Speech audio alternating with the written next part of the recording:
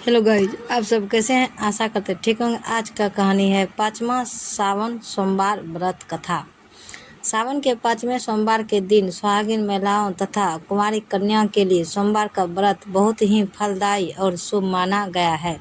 मान्यता है कि सावन सोमवार का व्रत और शिव पार्वती के पूजन से सुहागिन महिलाओं को अखंड सौभाग्यवती तथा कुंवारी कन्याओं को मनचाहे वर प्राप्ति का आशीर्वाद मिलता है। वही शास्त्रों के अनुसार सावन सोमवार के व्रत में शिव पूजन के साथ ही व्रत कथा पढ़ना बहुत जरूरी माना गया है, अन्यथा व्रत का संपूर्ण फल प्राप्त नहीं होती है। सावन सोमवार व्रत की यह कथा बेहद पौराणिक और खास मानी गई है। सावन का महीना भगवान शिव को बेहद प्रिय है, इसलिए इस महीने में शिव जी की उपासना बेहद फलदायी होती है। शिव जी के भक्त सावन में सोमवार का व्रत रखकर भोलेनाथ की विशेष पूजा अर्चना करते हैं। इसके अलावा इस दिन सावन के सोमवार की कथा का पाठ करना भी उत्तम माना गया है। व्रत कथा। एक बार भोलेनाथ माता पार्वती के साथ धरती पर भ्रमण करने की इच्छा से आए और अति रमणीक नगरी के मंदिर में निवास करने लगे।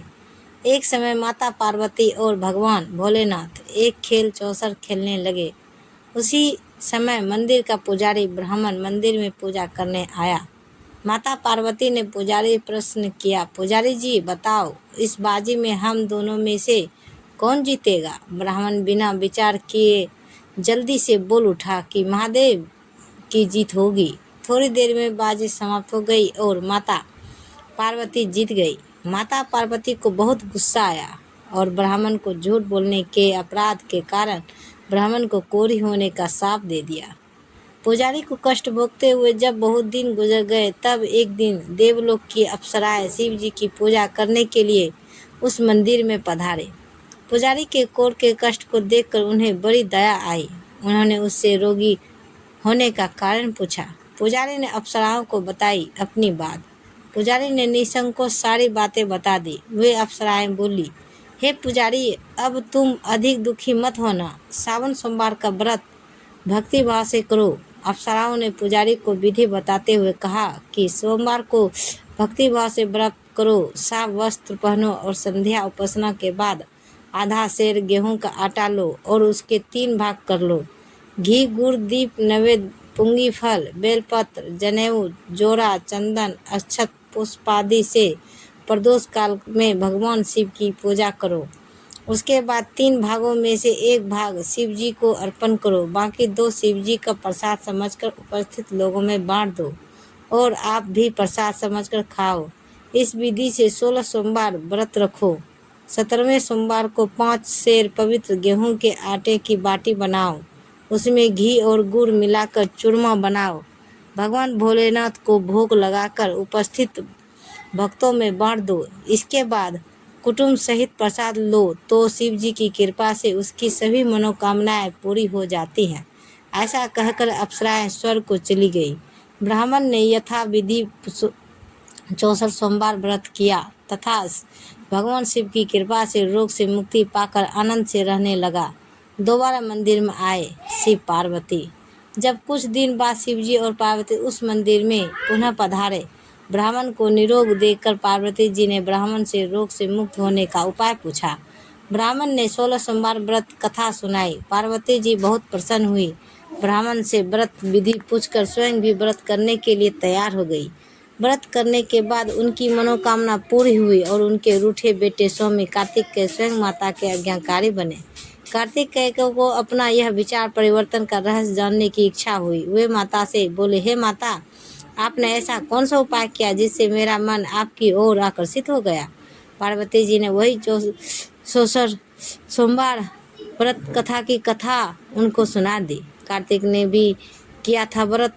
कार्तिक जी कहा, इस व्रत को मैं भी करूँगा क्योंकि मेरा प्रिय मित्र ब्राह्मण बहुत दुखी दिल से परदेश गया है।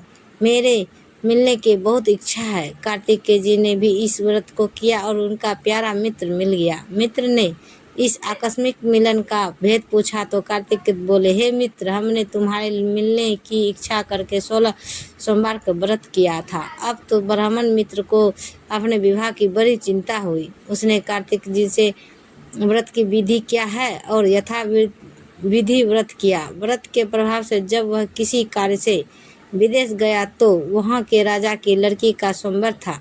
राजा ने प्रण किया था कि जिस राजकुमार के गले में सब प्रकार से श्रृंगारित हथनी माला डालेगी, मैं उसी के साथ अपनी प्यारी बेटी का विवाह कर दूंगा। शिव जी की कृपा से वह ब्राह्मण भी उस स्वयंवर को देखने की इच्छा से राजसभा में एक ओर जाकर बैठ गया। नियत समय पर हथनी आई और उसने जयमाला उस ब्राह्मण के गले में डाल दी। राजा ने अपनी प्रतिज्ञा के अनुसार बड़ी धूमधाम से अपनी कन्या का विवाह उस ब्राह्मण के साथ कर दिया और ब्राह्मण को बहुत सा धन व सामान देकर संतुष्ट किया। ब्राह्मण सुंदर राजकन्या पाकर सुख से जीवन व्यतीत करने लगा।